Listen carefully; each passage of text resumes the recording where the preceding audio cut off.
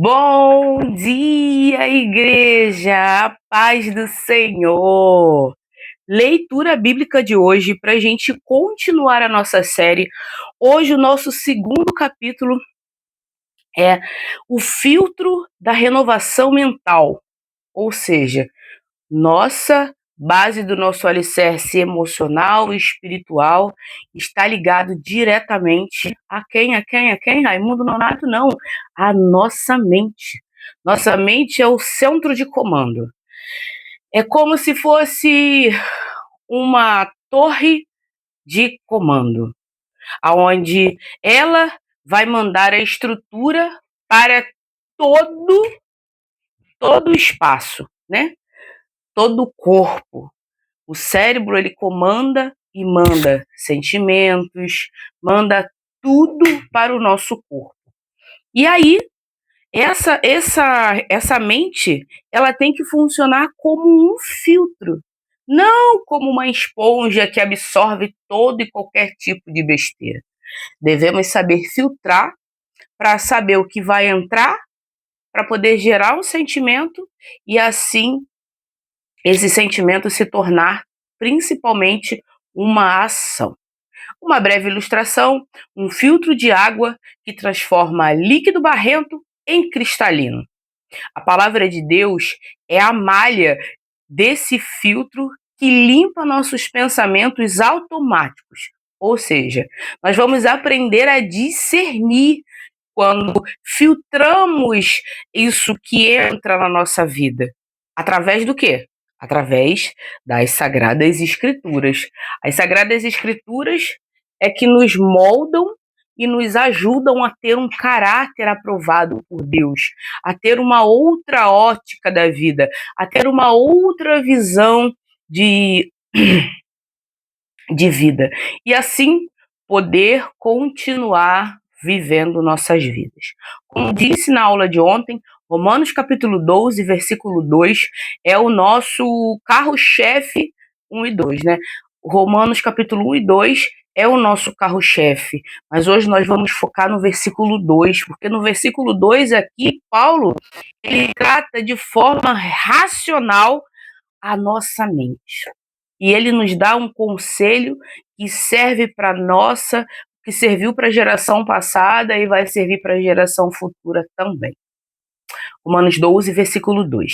Não se amoldem ao padrão deste mundo, mas transformem-se pela renovação da sua mente, para que sejam capazes de experimentar e comprovar a boa, agradável e perfeita vontade de Deus.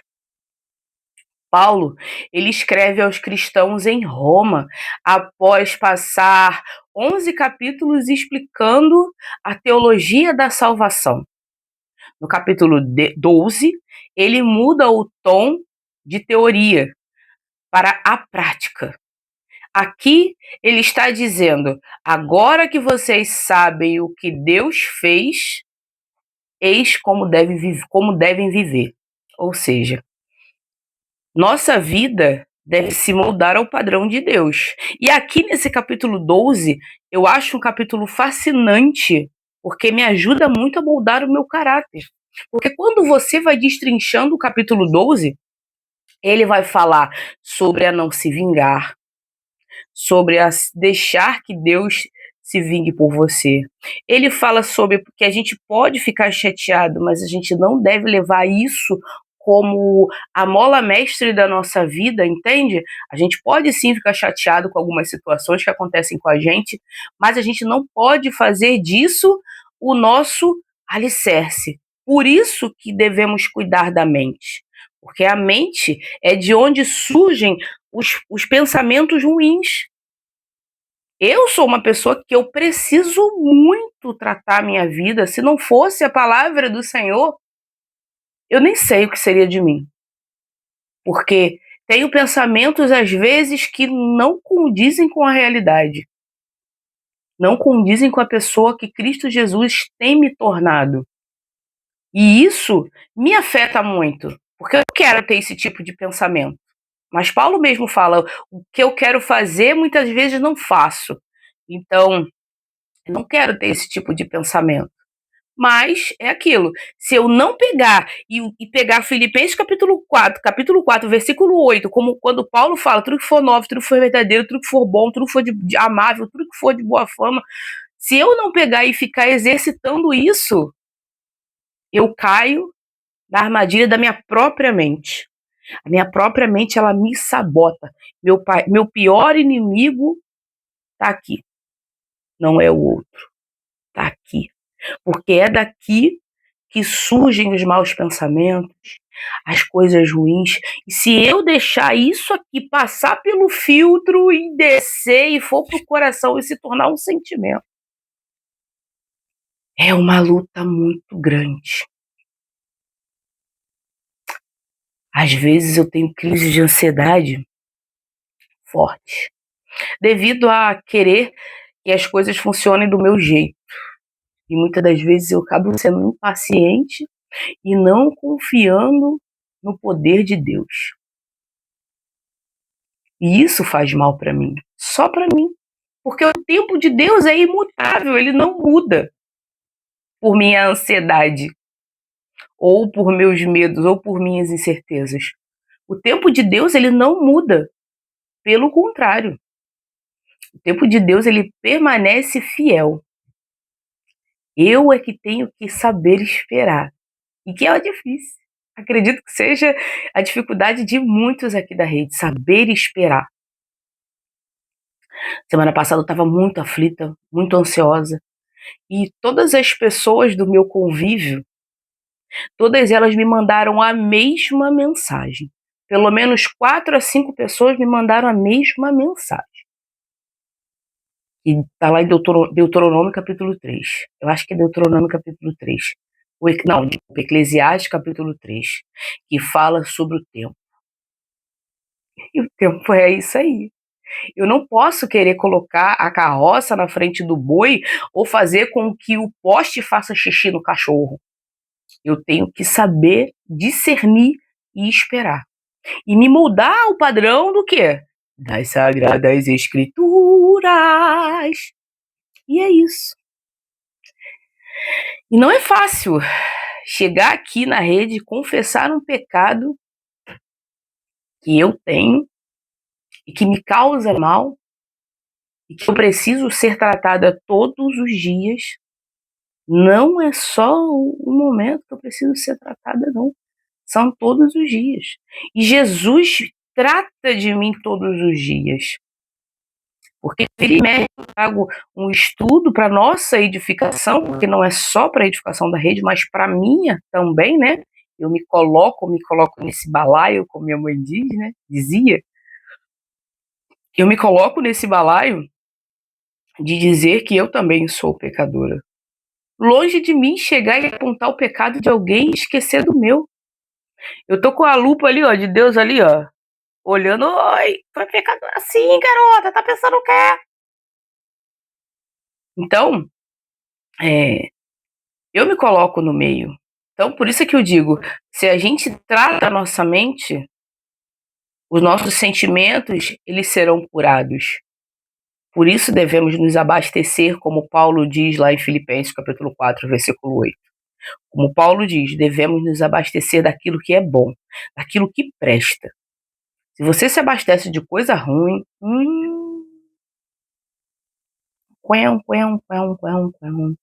sua mente, seu coração e suas ações só serão coisas ruins.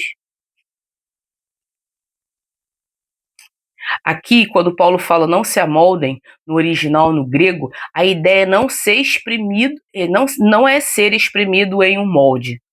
O mundo tenta nos forçar a pensar e agir como todo mundo. Mas não devemos ser assim.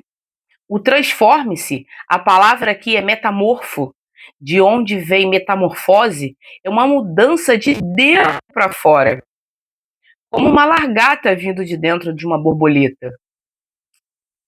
No mecanismo, a transformação não acontece pelo esforço físico, mas pela renovação da nossa mente. Mude o pensamento e o comportamento mudará. Por isso que eu sempre digo, a gente lê as escrituras, ouve as escrituras, assiste devocionais, assiste estudos bíblicos, a gente absorve, leva para a mente gera o pensamento ele vai ser filtrado daquilo que é bom, daquilo que não é bom, né? Quando você tem o conhecimento das escrituras, a gente vai ser filtrado para esse filtro gerar um sentimento e esse sentimento gerar uma ação. E assim, o nosso o comportamento ele vai mudando gradativamente, até eu me parecer mais com o modelo, que é Cristo Jesus. Agora, se você não se abastece da palavra, se você não se abastece de estudo, se você não se abastece do que é bom, né, meu irmão? Vai estudar, vai ler a Bíblia, vai aprender do Senhor. É isso. Vai se converter. Efésios 4, 24, 23. Efésios capítulo 4, versículo 23. A serem renovados no modo de pensar. Paulo escreve à igreja de Éfeso sobre a nova identidade em Cristo, no capítulo 4, num resumo, né? Ele faz um contraste com o velho homem, a natureza antiga corrompida e o novo homem. Por isso que ele fala lá no capítulo, no versículo 24 e 25. Se vestirem do novo homem, criado para ser semelhança de Deus em justiça e santidade, provenientes da verdade. Portanto, cada um de vocês deve abandonar a mentira e falar a verdade uns aos outros, pois todos nós somos membros do mesmo corpo.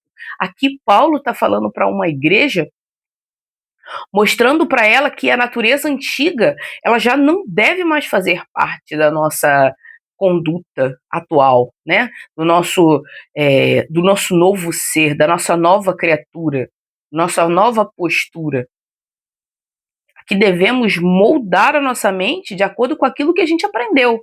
Hoje eu aprendi sobre moldar a minha mente segundo a palavra de Deus, segundo a vontade de Deus. Eu vou conhecer a boa, perfeita e agradável vontade de Deus, renovando a minha mente. Então eu vou buscar meios para renovar a minha mente, estar com a minha mente alinhada. E a renovação começa onde? Nas Sagradas Escrituras! É aqui. Não tem outro manual. Eu posso até ver pregações, mas não adianta, as pregações elas têm que me levar para a palavra. Elas têm que me levar aqui para dentro. Se não me leva aqui para dentro, se não me leva a ver, e principalmente se não me leva a mudança de vida, mudança de caráter, é complicado. Modo de pensar. Aqui Paulo usa o termo espírito da mente. Ele não está falando apenas de inteligência ou intelecto, mas de atitude profunda ou da inclinação da mente. É um processo contínuo. No grego, o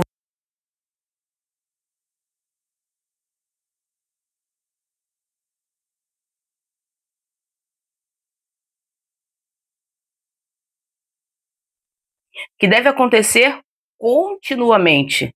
Aqui devemos entender que quando somos renovados, isso acontece gradativamente, é de forma progressiva. Não é uma chave que eu ligo na minha mente, sou renovado. Não. É uma mudança diária, é um conhecimento diário. Por isso, ler as Escrituras diariamente. Como lá em Josué, capítulo 1, versículo 8 diz. A gente deve se abastecer da lei do Senhor, da palavra do Senhor, se abastecer das escrituras sagradas. E é isso. Não é um evento único, mas é um upgrade. Dia a dia nós vamos crescendo degrau por degrau. É diário, feito pelo Espírito Santo em nós. É um trabalho entre a gente e o Espírito Santo. Uma obra contínua de nós dois, uma construção de um templo, o templo e morada do Espírito Santo e principalmente uma mente e um corpo renovados para o Senhor. Colossenses capítulo 3, versículo 2. Mantenham o pensamento nas coisas do alto e não nas coisas terrenas. Aqui, a igreja em Colossos estava sendo pressionada por filósofos humanos e legalismo religioso. Paulo escreve para centralizar tudo em Cristo. Já no capítulo 3, ele começa focando na ressurreição. Se morremos para a vida antiga e ressurgimos com Cristo, nosso foco é mudar de endereço. Nossa cidadania não é aqui. Fazemos parte do mundo, mas não somos desse mundo. Por isso, nosso foco, nosso alvo deve ser alimentar a nossa mente, alimentar os nossos pensamentos com as coisas de Cristo. E já viver no reino, porque o reino foi estabelecido. Nós já vivemos no reino. Ontem, na nossa reunião das irmãs, voltamos, graças a Deus. Na nossa reunião das irmãs, falamos sobre a questão da sabedoria, né? O ponto focal da nossa aula é a sabedoria, e falamos sobre essa questão de ter uma nova atitude, porque somos cidadãos e concidadãos do céu, né?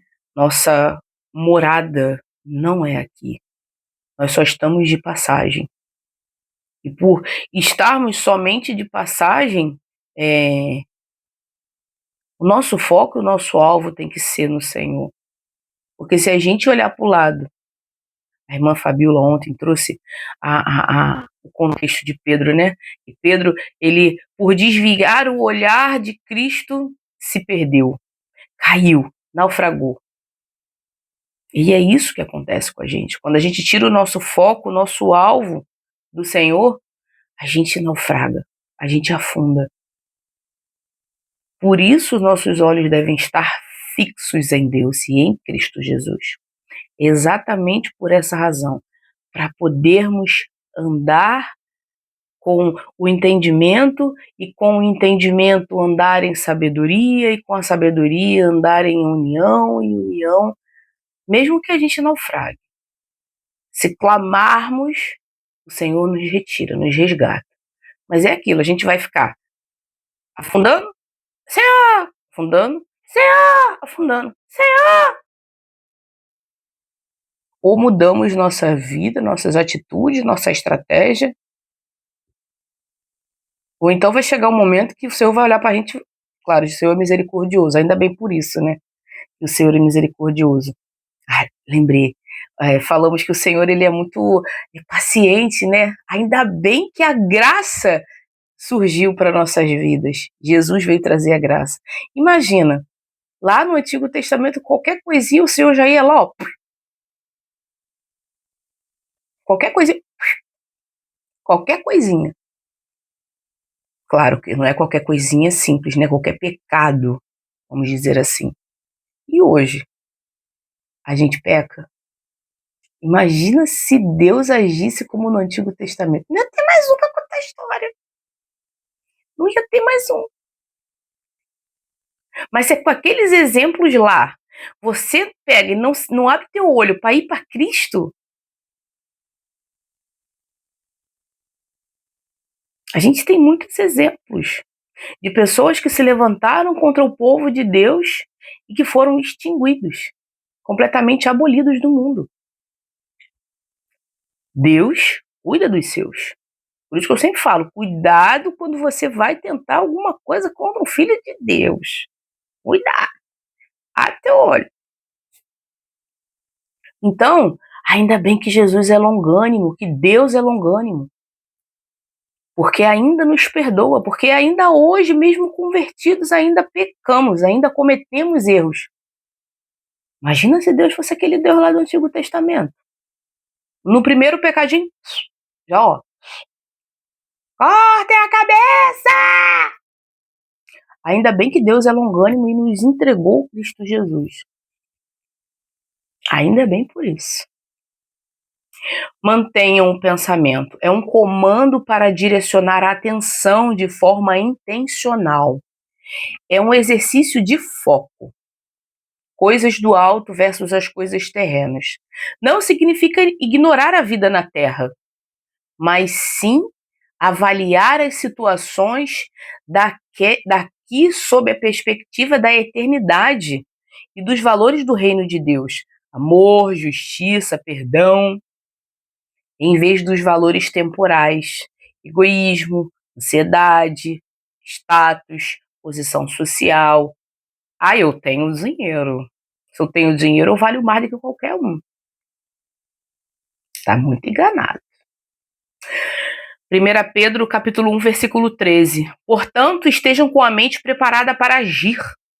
Estejam alertas e coloquem toda a sua esperança na graça que lhes será dada quando Jesus Cristo for revelado. Pedro escreve para cristãos que sofriam perseguição. Ele quer encorajá-los a permanecerem firmes. O capítulo 1 trata da esperança viva que temos. Não é qualquer esperança, é uma esperança viva. É uma mente renovada, uma mente.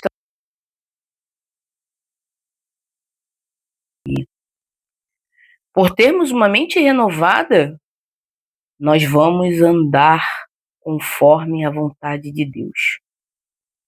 Mente preparada para agir. Literalmente, no grego original, a expressão é cingir os lombos da mente. Antigamente, as pessoas amarravam suas vestes longas na cintura para poder correr ou lutar. Pedro está dizendo: amarre os pensamentos soltos, não deixe sua mente ficar desleixada. Estejam alertas. Refere-se à sobriedade mental. Uma mente renovada é uma mente lúcida, que não se deixa embriagar pelas distrações ou pelo pânico das circunstâncias. No grego, transformem-se é metamorfose. A renovação da mente, o nous, é um processo contínuo, não um evento único. É uma mudança da lente, através da ótica ao qual enxergamos o mundo. Passamos a não olhar mais com os mesmos olhos. Passamos a não ter mais o reflexo do mundo refletido, mas o reflexo de quê? De Deus. Aplicações. Escolha uma crença negativa sobre si e substitua por uma verdade bíblica específica hoje. A mente renovada é um